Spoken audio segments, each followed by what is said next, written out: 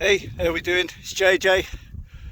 I'm on the Swale Trail, which on the Pennines, cuts across the coast to coast. I'm just above Keld, past Crackpot Hall.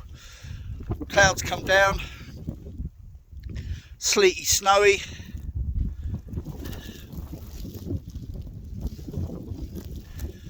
Fresh air and exercise. It's all well and good as long as you have a plan for when the weather changes. And you need to be sure of your abilities and the direction in which you're travelling. But oh yeah, sleety snow. It's blowing at about 25 miles an hour. Bloody awesome.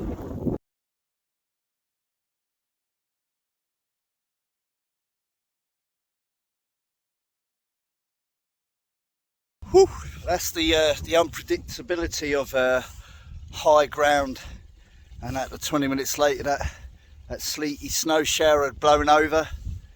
I stayed wrapped up and it's now sort of cleared and the cloud's gone up a little bit more.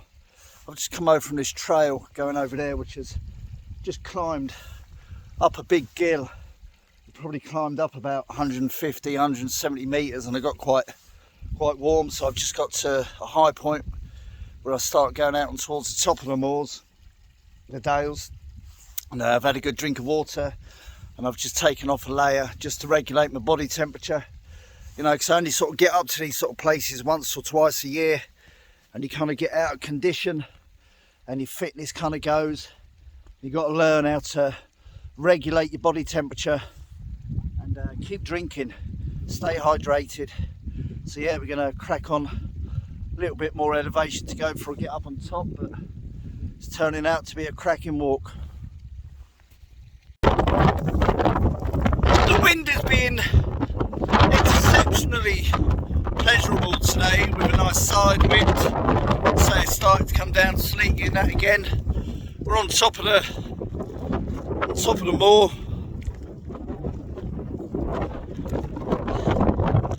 There's a certain barren remoteness to these places that draws people like you and I, and it's easy to see why. You get not physically lost, but lost within yourself, and just switch off and admire the barrenness, the remoteness of it all, especially on days like this.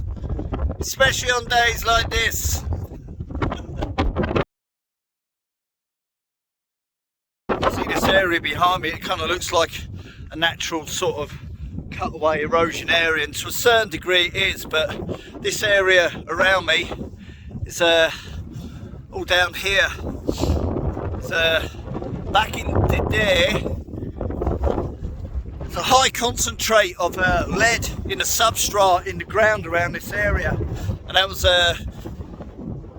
significantly important for the local communities, and this is known as a flushing, where there's lead ore mineral in the ground, and they would have like water barrels and things like that, and they'd flush the substrate down. You can see all these mounds, and these are the remains of those, and there's a fair amount around here, a fair amount of lead ore minerals taken out of ground like this. So yeah, it has its place in the landscape.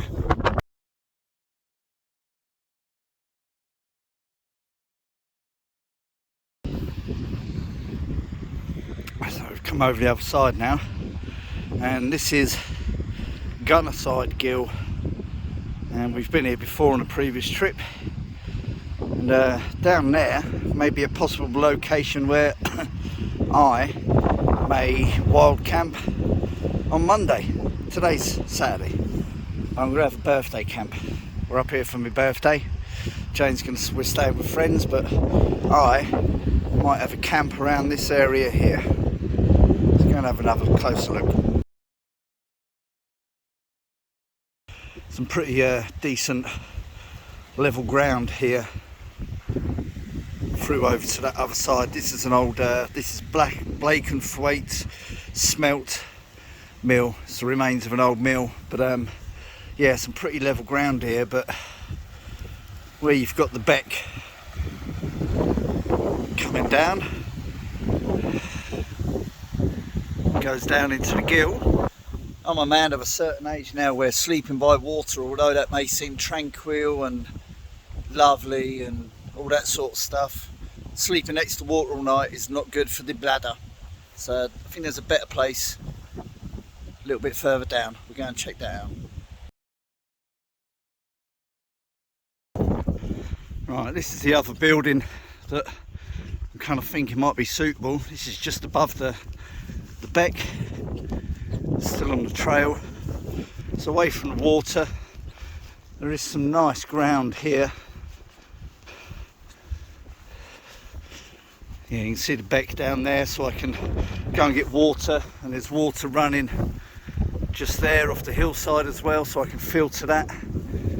But that might make a lovely little area for a camp, methinks, for a night out, and sit out and have a look at this. What do you reckon? Not bad, lad, not bad.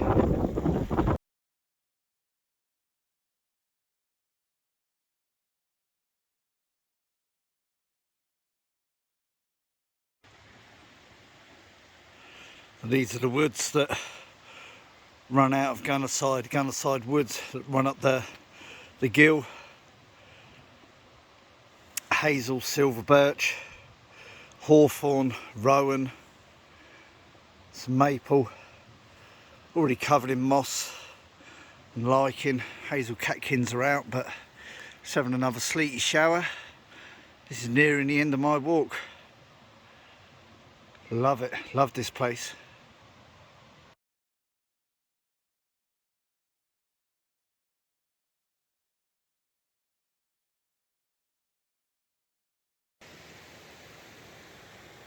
Yeah, look at that. Just as I near the end of my walk, the sun comes out.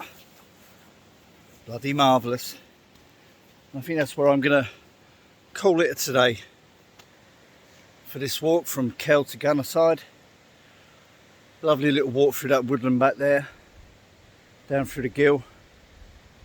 And I hope I get to do that camp, because it's something I've wanted to do the last few times we've come up here. So, enough from me. Thanks for tuning in. We'll catch up again soon.